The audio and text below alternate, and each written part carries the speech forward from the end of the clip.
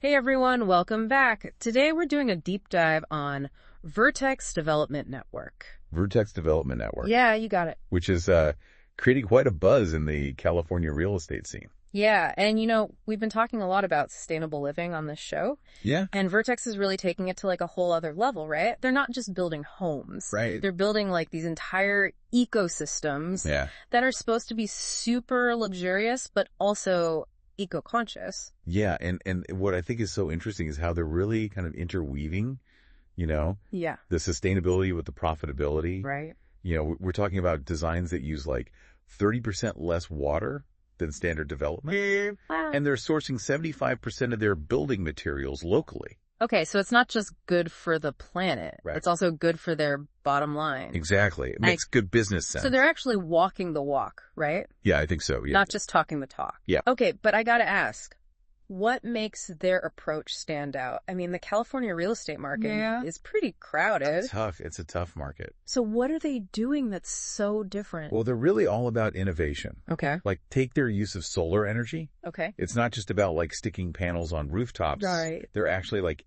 integrating it into the building design. Oh, wow. So it's both functional and looks good. Okay, I like that. Yeah, it's like a subtle touch, but it adds value. Yeah. And reduces that footprint, the environmental footprint. So it's not just about being green. It's about doing it beautifully. Exactly. Okay. I'm starting to see why people are paying attention. Yeah. So let's get into the nitty gritty. Sure. I want to talk about some of the specific properties that they're developing. Yeah. I was reading about this 2-acre property. Right. That's designed as like a botanical and agricultural haven. Yeah. What can you tell me about that? So basically picture this. You're living in a neighborhood. Okay. But it's built around all these shared gardens and small-scale farming. Okay. Like, that's kind of the agri-hood concept. Valid-hood. Okay. But Vertex is like taking it up a notch Okay. with this property. So we're talking 2 homes, one for the owners and then one for stewards Okay. who would actually manage the land. Wow. Plus 3 studio bungalows that are like nestled within this botanical garden. Wait, so there's a separate house for someone to just manage the land? Right, they're the stewards. That's commitment. It is. It's interesting. Okay, so I can already picture this, right? I know. It's very cool. It's like artists and eco-tourists just flocking to these bungalows. Yeah, exactly. Is this aimed at like a specific buyer? Definitely. This is like perfect for the kind of people who are all about that. Yeah. Farm to table and slow living. Right. They want their produce right there. They want to connect with nature. Yeah. And they want to feel that sense of community. So Vertex is targeting a very specific niche market here. They are. And they seem to be doing it successfully. Interesting. So, yeah. All right. So that's one property down. Okay. Let's move on to the 4-acre undeveloped plot. Okay. What's the story with this one? What caught your eye? This one is all about potential. Potential? Yeah. It's raw land. Okay. But it already has like some awesome stuff. Like what? Chicken coops. Okay. Turkey coops. Solar panels. Right. And even a rock wall. Mm-hmm. And so it's kind of like a blank canvas. Yeah. But it's got that eco-friendly infrastructure. It's a developer's dream. Right. It's ready to go. Yeah. So what kind of projects could they actually build on this site? Well, this one just screams sustainable housing communities. Yeah. Or even like small farmsteads. Okay. Like a cluster of energy efficient homes. Yeah. Nestled amongst fruit trees. Yeah. Vegetable gardens. And it's all powered by renewable energy. So basically like a mini agri-hood. Yeah, kind of. But even more focused on sustainability. Exactly. All right. Now this is the one I've been waiting for. Okay. The 100-acre wellness center. Right. That is huge. Huge. What's the deal with that? So this is where Vertex is thinking big. Okay. They're really tapping into this booming market. Yeah. This wellness real estate market. Yeah. Which, by the way, is projected to hit over $900 billion by 2028. Wow. People are really craving spaces to disconnect and just recharge. Right. So Vertex is basically building a sanctuary. 100-acre sanctuary. Exactly. Okay, that sounds amazing. Right. But is it realistic? I mean, can they actually turn a profit on something like that? It's a bold move, no question. Yeah. But they're not just building a spa. Okay. It's about capitalizing on this major shift in healthcare. Moving away from just hospitals and more toward this like preventative wellness. So you're saying they're ahead of the curve? I think so. Okay. Imagine yoga retreats, spa treatments, organic dining, all set against, The beauty of California. Exactly. The backdrop of California's natural beauty. So this isn't just a vacation. Right. This is an investment. In your well-being. Okay, so people are actually willing to pay for this. They are, absolutely. This is making me rethink my investment portfolio. Yeah, it's fascinating stuff. But I have to ask you about something Sure. that I came across when I was researching. Okay. What's the deal with Vertex and this CBD product company? Ah, yes, the CBD connection. Okay. So the owners of that botanical garden property, Okay. they also run a really successful CBD company. Interesting. And they're offering white labeling opportunities. White labeling, what is that? So it means that other businesses can basically sell their high-quality CBD products Okay. under their own branding. I see. But isn't the CBD market already pretty saturated? It is a competitive market. Yeah. But it's not just about selling another CBD product. Right. It's about weaving it into their whole wellness narrative. Okay. Think of it like this. White labeling is like putting your own sticker on a high-quality product. Oh, okay. So you get the benefits without building a whole CBD business from scratch.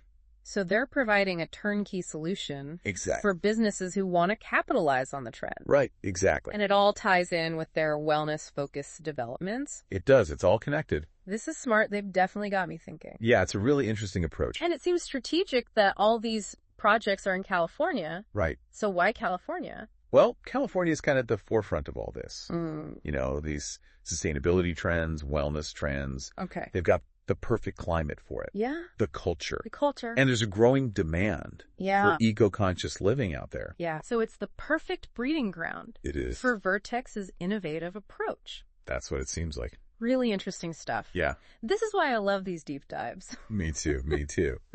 So, welcome back. In part one, we talked about, how Vertex is kind of blending sustainability and luxury. Yeah. And now we're going to kind of dig a little deeper. Okay. Into what makes their projects so unique. Yeah. It really struck me how Vertex isn't just focused on the buildings themselves. Right. They're really focused on, creating a whole lifestyle. Yes. With that botanical garden property, it's not just about pretty gardens. Period. It's about people living in harmony with nature. Exactly. Yeah. And that's a great point. It's a perfect example of this whole agri-hood living. Okay. Which is this growing trend. Agri-hood. Yeah. Where you're basically integrating agriculture into residential communities. Okay. So imagine shared gardens, orchards, maybe even some chickens running around. Yeah. Very different vibe from your typical suburb. Yeah, definitely. Trading tomatoes with your neighbors instead of gossip. Right. Exactly. That's my kind of community. That's the idea. But it's not just about the residents. No, definitely not. Right. Yeah, it goes beyond that. Okay. These agri-hoods, they attract people who are really passionate about sustainability and local food systems. Okay. They become these hubs for farmers markets, workshops, you name it. So it's like community building, but with a purpose. Exactly. Okay, so agri-hood living checks a lot of boxes. Sustainability, community, fresh food. Let's shift gears for a sec. Okay. Talk about that 4-acre renewable energy plot. Right. Building sustainably sounds great in theory. Sure. But are there any challenges? Of course, there are always challenges. Like what? I mean, just sourcing eco-friendly materials, ensuring energy efficiency, managing water responsibly. Yeah. It all takes careful planning. Okay. But I think those challenges can also push innovation. So it's like a puzzle. Yeah, I liked it. Where every piece has to fit perfectly. Right. Both for the environment and the people living there. Exactly. I can see how this project could be like a model for other developers. Yeah, definitely. It has that potential. Yeah. And let's not forget about the economic benefits. Okay, like what? People who are really into sustainability. Yeah. They're often willing to pay a premium. For a home that aligns with their values. So you're saying doing good for the planet can also be good for business? Absolutely. It's a win-win situation. Sign me up. Right. But let's play devil's advocate for a second here. Okay. Not everyone's on board with this whole sustainable development movement. Right. What are some of the criticisms that you've heard? Some argue that sustainable building practices actually drive up costs. Okay. Which makes housing less affordable. Right. Especially a place like California where housing is already so expensive. That's a good point. Yeah, and then there are concerns about the impact on local ecosystems. Is it even possible to scale this up to meet the needs of a growing population? So it's one thing to build a few eco-conscious developments. Right. But it's another to make it the standard. Exactly. That's the big question. So how do we get there? Well, I think it requires a pretty big shift in our mindset, really. Okay. We need updated building codes, new financing models, and just a change in consumer demand. And it's not just about the buildings themselves, right? Oh, it's about the whole picture. It's about creating walkable communities with access to public transportation, green spaces. Absolutely. It's a holistic approach to urban planning. And technology plays a big role in that, right? A huge role, yeah. I'm really fascinated by all the advancements in smart home tech. Me, too. It's amazing what they're doing. Renewable energy, sustainable materials. It's changing the game. Yeah. So how are all these things shaping the future of real estate? Well, think about it. Smart home systems that optimize your energy consumption. Yeah. Solar panels that are becoming more and more affordable. Right. New building materials like bamboo. Yeah. That are both sustainable and beautiful. That's awesome. Technology is a game changer. Yeah, but it feels like we have all these tools. We do. To build a better future. Yeah. But we need to figure out how to use them. We do, and that's the key. It's not just about the technology itself. Right. It's about changing our mindset. Exactly. We need to stop seeing real estate as just a commodity. Yeah. And start recognizing its impact on everything. Yeah. Our health, our communities, the planet. So back to our original question. Yeah. Can Vertex's model be like a blueprint for a more sustainable future for real estate? It's an inspiring example for sure. Yeah. But it's not a one-size-fits-all solution. Right. What Vertex shows us is that it is possible to be profitable while also prioritizing people and the planet.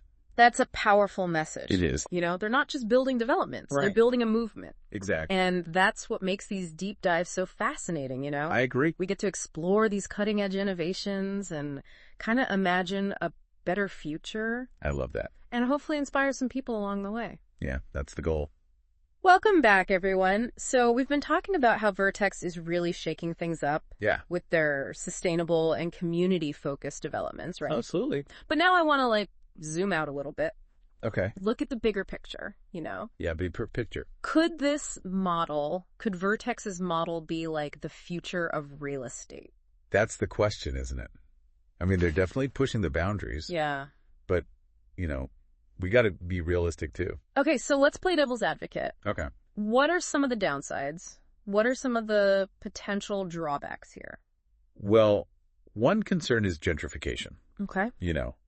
If sustainable living becomes like a luxury, it could price out a lot of people, especially in a place like California. Right. Not everyone can afford a solar-powered home in an agri-hood. Exactly. No matter how appealing it sounds. Yeah. And then there's the whole issue of scalability. Okay. Can this model actually work on a larger scale? Right. To meet the housing needs of a growing population. Because it's one thing to build a few eco-conscious developments, right? Right. But it's a whole other ballgame to make it the standard. Exactly. So how do we bridge that gap? I think it takes a systemic shift. Okay. We need better building codes, new ways to finance these projects, and just like a fundamental change in what consumers are looking for. Yeah, and it's not just about the buildings themselves, right? No, it's the whole environment. We need walkable communities. Yes. Access to public transportation, green spaces. Absolutely. It's all connected. And technology is a huge part of this too, right? Oh, absolutely. Yeah. I mean, the advancements we're seeing in smart home technology, renewable energy, sustainable materials, mind-blowing. It's like we have all the pieces to build a better future. We have the tools. But we just need to put them together. Yeah. It's about using those tools effectively. And changing our mindset. 100%, Yeah. We need to move away from this idea that real estate is just a commodity. Right. It's so much more than that. It affects our health, our communities, the planet. Exactly. It's all intertwined. So, okay, back to our original question. Right. Can Vertex's model actually be a blueprint for a more sustainable future? I think it's a really inspiring example. Yeah. But it's not a one-size-fits-all solution, Right. What Vertex shows us, though, is that it is possible to make money and do good at the same time. And that's a powerful message. It is, and I think they're really leading the way. Yeah, they're not just building developments, they're building a movement. Right, exactly. They're pioneers. And that's what I love about these deep dives, Me too. We get to explore these ideas. Yeah, the cutting edge. See what's possible. And who knows, maybe even inspire some change. Exactly. That's what we're hoping for. So if you want to learn more about Vertex Development Network, definitely check them out. You can visit their website. It's www.un.ua.com. Vertex.un.com. Or email them at info@vertexdn.un.un. Easy to remember. Thanks for joining us for this deep dive, everyone. And keep those questions coming. Remember, the future isn't something we inherit, it's something we create. Well said. We'll see you next time. See ya.